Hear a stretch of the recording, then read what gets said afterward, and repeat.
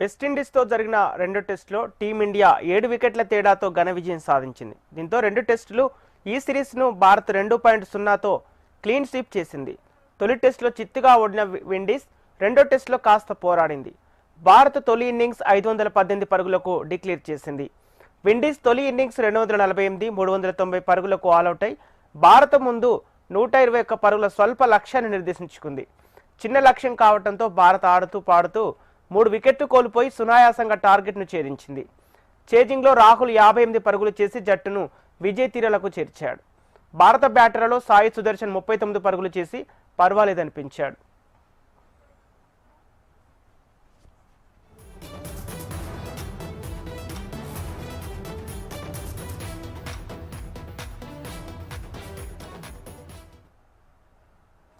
వెస్టిండీస్తో జరిగిన రెండో టెస్టులో టీమిండియా 7 వికెట్ల తేడాతో ఘన విజయం సాధించింది.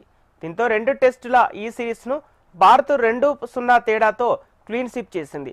తొలి టెస్టులో చిత్తుగా ఓడిన విండీస్ రెండో టెస్టులో కాస్త పోరాడింది. భారత్ తొలి ఇన్నింగ్స్ 518 పరుగులకు డిక్లేర్ చేసింది. విండీస్ తొలి ఇన్నింగ్స్ 248, 390 పరుగులకు ఆలౌట్ అయి భారత్ ముందు 121 పరుగుల స్వల్ప లక్ష్యాన్ని నిర్దేశించుకుంది. చిన్న లక్ష్యం కావడంతో భారత్ ఆడుతూ పాడుతూ 3 వికెట్లు కోల్పోయి సునాయాసంగా టార్గెట్ను ఛేదించింది. చేజింగ్లో రాహుల్ 58 పరుగులు చేసి జట్టును విజయ తీరాలకు చేర్చాడు.